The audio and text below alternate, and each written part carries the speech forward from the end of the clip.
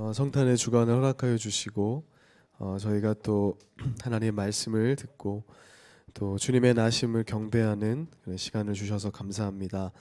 오늘 우리가 은혜의 해를 전파하신 예수님에 대해서 또 살펴보게 하시고 우리 가운데 오신 성육신하신 예수님을 깊이 마음에 새기는 또 귀한 저녁 말씀 시간 되게 하여 주시기를 기도합니다. 감사드리며 예수님의 이름으로 기도드립니다. 아멘. 오늘은 은혜의 해를 전파하신 예수님이라는 제목으로 말씀을 나누겠습니다. 누가복음 4장 16절에서 19절까지 한 목소리로 한번 봉독하겠습니다. 시작. 예수께서 그 자라나신 곳 나사렛에 이르사 안식일에 늘 하시던 대로 회당에 들어가사 성경을 읽으시려고 서심해 선지자 이사야의 글을 들이거늘 책을 펴서 이렇게 기록된 데를 찾으시니 곧 주의 성령이 내게 임하였으니 이는 가난한 자에게는 복음을 전하게 하시려고 내게 기름을 부으시고 나를 보내사 포로된 자에게 자유를 눈먼 자에게 다시 보게 함을 전파하며 눌린 자를 자유롭게 하고 주의 은혜의 해를 전파하게 하려 하심이라 하였더라. 아멘. 예수님께서 성육신 하셔서 이 땅에서 겪으신 모든 일들은 예수님께서 이 땅에서 완전한 사람으로 오셨다라는 것을 우리에게 알려주시고 또 그렇게 사람의 대표이자 머리가 되셔서 예수님을 믿는 모든 사람들을 멸망에서 구원하시는 구주로 오셨다라는 내용을 담고 있습니다. 우리가 복음서에서 예수님의 그 모든 사역에서 은혜를 받게 되는 이유는 예수님의 모든 사역이 하나님과 우리 사이를 이제 완전하고도 온전하게 회복시키는 데 맞춰져 있기 때문에 그렇습니다. 그래서 예수님의 사역은 온전히 우리를 위한 사역이었고 당신의 영광을 드러내는 일이지만 분명히 우리만을 위한 그런 사역이었기 때문에 우리가 예수님의 이 사역들을 생각하면 참된 위로를 얻게 되는 것입니다. 오늘 본문 말씀을 보면 예수님께서 광야에서 이제 공생애를 시작하시기 전에 광야에서 시험을 받으시고 마귀의 그 시험을 물리치시는 사건 이후에 성령의 능력으로 예수님의 고향이신 갈릴리 나사렛으로 돌아오셨을 때 일어난 사건에 대해서 기록하고 있습니다. 성령의 권능으로 갈릴리에서 돌아오신 예수님에 대한 소문이 사방에 퍼졌습니다. 왜냐하면 우리도 마찬가지죠. 성령의 능력이 나타나는 사람, 저 사람이 지금 뭔가 하나님의 큰 일을 하고 있다 이렇게 하면 소문이 나는 것처럼 예수님에 대한 소문이 그 사방에 퍼져나갔습니다. 예수님께서 여러 회당에서 특별히 그러면서 말씀을 가르치셨는데 그때 많은 사람들이 이 말씀으로 인해서 예수님을 칭송하였다라고 성경은 말씀하고 있습니다.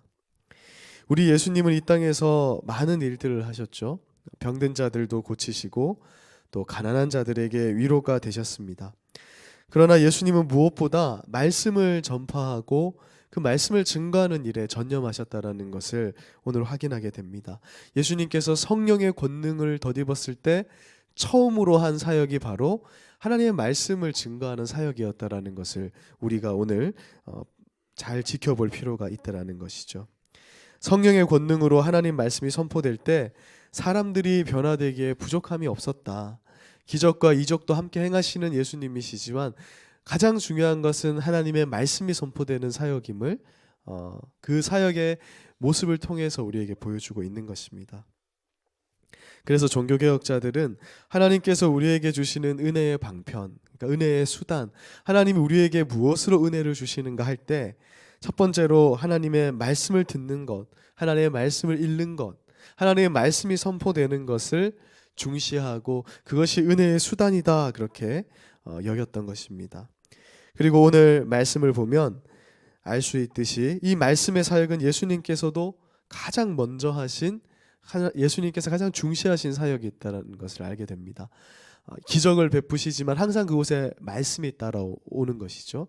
그래서 우리가 하나님의 말씀을 듣는 것을 가볍게 여겨서는 안 되고 이 말씀이 나의 몸과 영혼을 살리고 이 말씀이 나의 신앙을 성장하게 한다는 사실을 잘 기억하고 말씀을 정말 귀하게 여기는 우리들의 모습이 되어야 할 것입니다. 오늘 본문 말씀은 예수님께서 말씀을 선포하시는 사역을 하던 중에 나사렛의 한 회당에서 성경을 읽기 위해서 오늘 저처럼 이런 자리에 서신 어떤 사건에 대해서 기록을 하고 있습니다. 회당이라는 것은 오늘날로 따지면 교회와 비슷한 기능을 하는 곳인데, 당시 유대인들이 있는 곳이라면 외국에도 뭐 로마나 안디옥이나 유대인들이 모여 사는 곳에는 언제나 이 회당을 먼저 만듭니다. 그래서 그곳에서 하나님의 말씀을 듣고 말씀을 나누는, 유대인들이 거기서 회의도 하고 하는 그러한 기능을 가진 곳이 회당이었는데, 오늘 이 회당에서 예수님께서 이사야의 말씀을 받으시고 그것을 읽는 사건에 대해서 누가는 특별히 기록을 하고 있는 것을 보게 됩니다. 예수님께서 나사렛 회당에서 선지자 이사야의 두루마리를 건네 받으십니다. 예전에는 성경이 오늘날처럼 책이 아니라 뚫뚫 말린 양피지로 만든 두루마리거든요. 그리고 모든 집에 있는 것이 아니기 때문에 회당에 뭐 한 권씩 이렇게 보관이 되어 있었겠죠. 그래서 그것을 건너 받으시고 두루마기를 펼쳐서 이렇게 기록된 곳을 찾아 읽으셨습니다. 그 구절이 바로 그 유명한 이사야 61장 1, 2절 말씀인데, 그것이 바로 누가복음 4장 18, 19절에 그것을 그대로 기록해 놓고 있는 것입니다. 주의 성령이 내게 임하셨으니 이는 가난한 자에게 복음을 전하게 하시려고 내게 기름을 부으시고 나를 보내사 포로된 자에게 자유를, 눈먼 자에게 다시 보게 함을 전파하며 눌린 자를 자유롭게 하고 주의 은혜의 해를 전파하게 하려 하심이라 하였더라. 이렇게 기록되어 있는 말씀을 예수님께서 읽으셨다라는 것입니다. 이사야 선지자가 이 예언을 할 당시에 이스라엘은 여러 이 강대국들에게 짓밟혀 있는 그런 상황이었습니다. 이스라엘 백성들이 하나님을 제대로 섬기지 않았을 때 하나님은 강대국들을 사용해서 아수르나 바벨론과 같은, 아람과 같은 그런 강대국들에게 짓밟히고 파괴되게 하면서 그들이 순결하게 되기를 기다리셨습니다.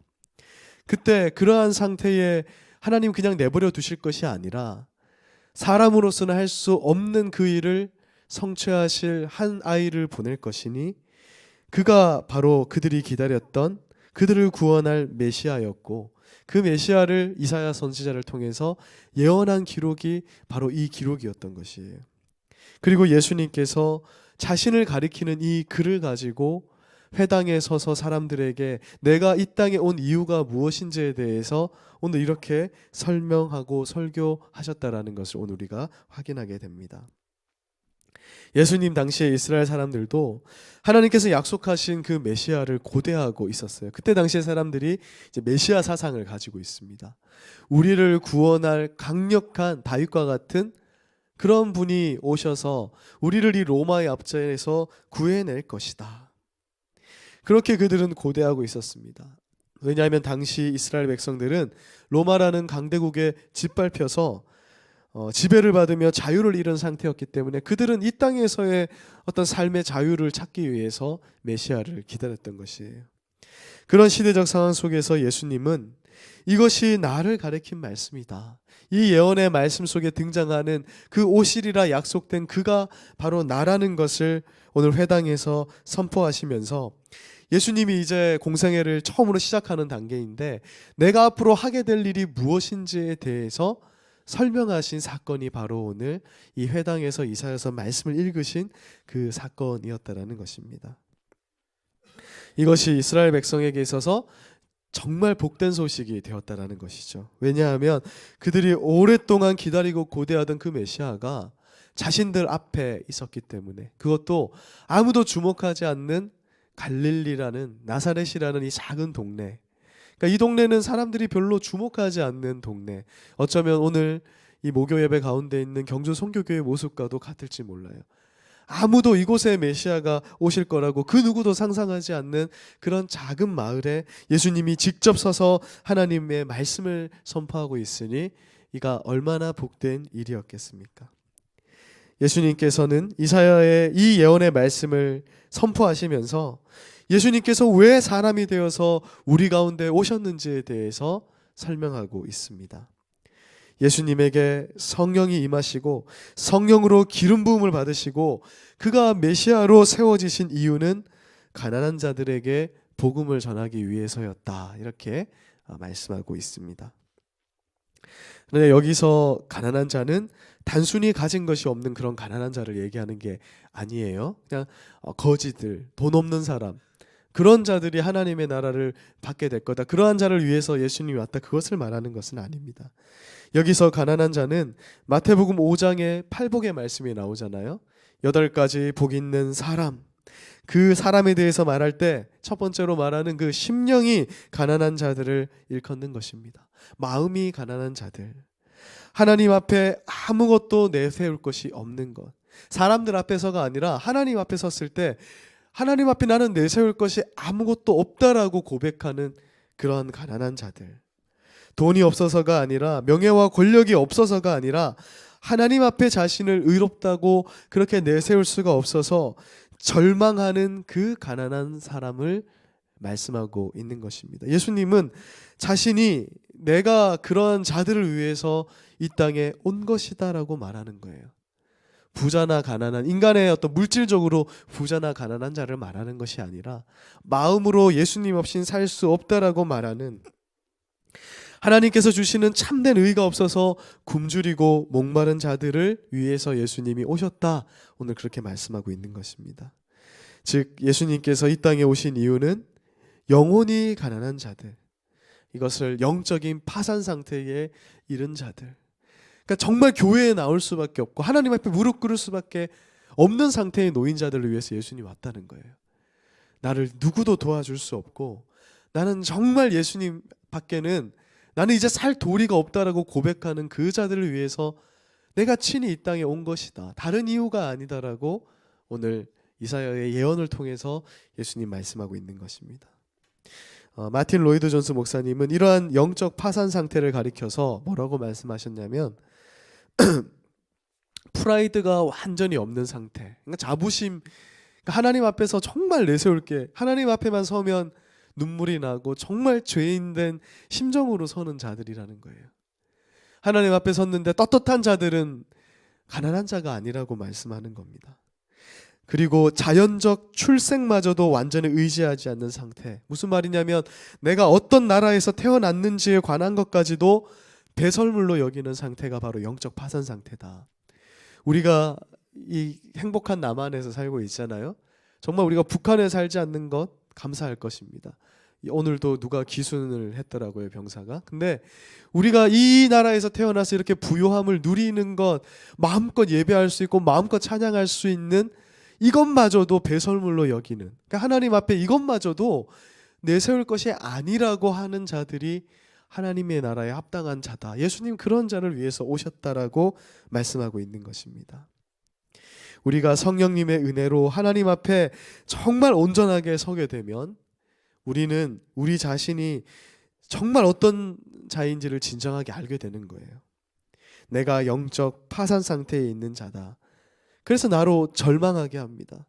그러니까 하나님 앞에 설 때 우리는 1차적으로 절망하게 되는 거예요.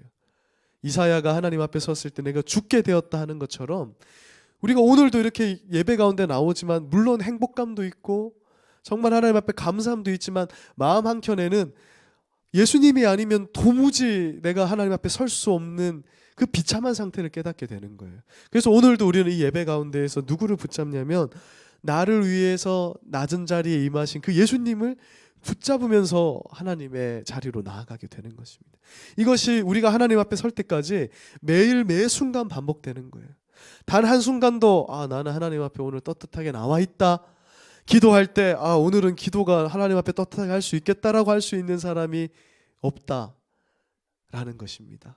언제나 우리는 하나님 정말 기도할 때 바리새인과 달리 한 세리가 정말 하나님 앞에 고개도 들지 못하고 서서 기도하면서 나아가는 것 같은 그러한 상태에 있는 그 가난한 자들을 위해서 예수님은 임하셨고 오늘도 그러한 자들을 찾고 계시다.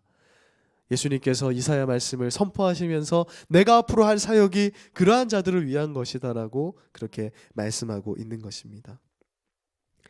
내가 하나님 앞에 전혀 내어놓을 곳이 없구나. 나는 어떠한 노력을 해도 그 모습이 나를 우리 하나님께 데려갈 수 없구나. 그래서 내 모습은 마치 목마른 상태에서 모래를 집어삼키는 것과 같은 그러한 갈증의 상태에서 참된 생수가 되시는 예수님을 붙잡을 수밖에 없는, 우리가 정말 목이 마른데 집에 도착하자마자 냉장고를 열어서 시원한 생수를 찾는 것과 같이 우리가 오늘도 매 순간순간마다 꼭 교회에 나오지 않아도 우리 삶 가운데에서 예수 그리스도라는 생수를 늘 붙잡아야 되는 그러한 영적 상태를 고백하는 자에게 예수님은 영원한 목마름을 해결하는 참된 생수요 우리를 위한 메시아가 되어주신다라고 말씀하고 있는 것입니다. 예수님이 바로 이러한 자들에게 복음을 전파하기 위해서 이 땅에 오셨다, 그렇게 말씀하고 있는 것입니다. 그래서 우리는 나 자신이 그런 영적 파산 상태임을 뼈저리게 알았을 때 우리의 유일하신 위로가 되시는 소망이신 예수님을 붙들 수밖에 없게 되는 것입니다. 제가 군대에 갔을 때가 8월 달이었거든요.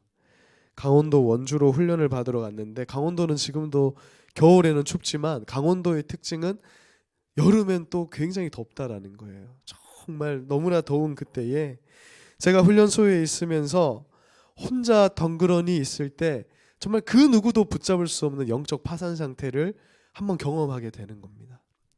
제가 군에 가기 전에는 부모님도 있고 친구도 있고 선생님도 있고 또 뭐 하다못해 교수님이라도 있고 또 우리 교회의 식구들이 케어해주는, 보호해주는 그런 것이 있는데, 군대에 덩그러니 놓이게 되면 정말 나는 아무것도 의지할 수 없는 상태가 되더라고요. 그러니까 처음 막 몇 주간은 그렇거든요. 그때 내가 붙잡을 수 있는 건 예수 그리스도밖에 없는 거예요. 그 상태에서 예수님은 우리의 진정한 메시아가 되어주시는 것입니다. 우리가 정말 예수님 없이는 살 수 없다라는 그 절망적인 상태가 되면 예수님을 찾고 의지하게 되는 것입니다. 당시 이스라엘 사람들의 영적 상태도 마치 이와 같았다라는 것이죠. 예수님께서 그런 상태에 놓인 사람들에게 이 복된 소식을 선포한 것입니다. 아무것도 붙잡을 것이 없고 희망이 없고 소망이 없는 너희들이 나를 붙잡으면 된다. 내가 그것을 위해서 왔다. 내가 그 문제를 해결하기 위해서 이 땅에 온 것이다. 예수님은 그렇게 말씀한 것입니다. 여러분, 우리가 돌아온 탕자의 비유를 보면 탕자가 아버지의 집을 떠날 때는요, 자기가 잘 살 줄 알았어요. 그가 자신의 일정한 물질이 있을 때는 그냥 잘 지낼 수 있을 거라고 생각했어요. 아버지 없이도 나는 잘 살 수 있을 거다. 그런데 그가 완전히 망하게 되는 거죠. 그건 영적 파산 상태를 의미하는 것입니다. 그래서 돼지가 먹는 그런 쥐염 열매를 뺏어 먹을 수밖에 없는 처지가 되었을 때, 정말 가난하고 병든 그가 아무도 붙잡을 수 없을 때, 친구도 그를 멀리하고 그가 돈을 주고 사귀었던 사람들이 다 그를 떠났다라고 말씀하거든요. 우리가 든든하게 여기는 것들, 그런 것들을 다 배설물과 같아질 때, 그것을 느낄 때 그는 나는 아버지밖에는 없구나라는 걸 깨닫고 다시 하나님을 찾게 되는 것을 보게 되지 않습니까?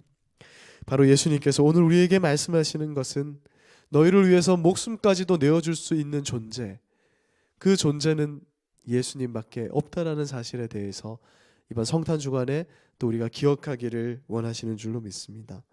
오늘 본문 말씀은 바로 내가 그 일을 위해서 이 땅에 왔음을 예수님께서 직접 회당에서 이사야의 예언을 인용해서 선포하신 그 스토리를 담아내고 있습니다. 그러니까 이 선포는 정말 힘이 있는 선포라는 거죠. 예수님께서 직접 하신 선포, 예언자들을 시켜서, 선지자를 시켜서 하신 것이 아니라 예수님이 직접 하신 선포이기 때문에 우리가 그 선포를 붙잡을 수 있는 것입니다. 예수님께서 이 땅에 오셨을 때 그를 찾아온 자들이 어떤 자였는지를 한번 잘 생각해 보십시오. 헤롯과 같이 영적으로 부유한 자는 예수님을 거부했습니다. 예수님 없이도 살 수 있는 자들, 그러한 자들은 예수님을 눈앞에 두고도 놓쳐버리는 거예요. 그러나 예수님을 간절히 바라는 자들, 메시아를 바라보면서 모든 생계를 내려두고 별을 따라서 찾아온 이방의 동방 박사들이 예수님을 만날 수 있었습니다. 진짜 아무런 희망이 없어서 그냥 들에서 양이나 치고 있던 목자들이 예수님을 찾을 수 있었습니다. 일평생 예수님을 고대하고 기다리던 그런 시므온과 안나와 같은 기도하던 자들에게, 그러한 영적 파산 상태에 이른 자들에게 예수님은 그들을 만나 주시는 분이 되셨다라는 것을 우리가 기억해야 합니다. 우리가 이번 성탄 주간을 맞이해서 우리 성도님들이 다시 한번 힘써야 할 일이 바로 이것입니다. 우리는 예수님을 더욱 붙잡아야 합니다. 혹시 여러분들 중에 내 모습을 보니 너무나 절망스러워서 출구가 보이지 않는 그러한 상황에 놓여 있는 분들이 있다면, 이번 성탄 주간에 우리가 예수님을 붙잡아야 될 줄로 믿습니다. 저도 항상 그럴 때가 올 때마다 결국은 사람을 의지할 수도 없고 나 자신은 더더욱 의지할 수 없는 거죠. 예수님을 붙잡게 되는 것입니다. 말구유에 우리를 위해서 오신 예수님께 나아가지 못할 사람은 없다라고 말씀을 드렸죠.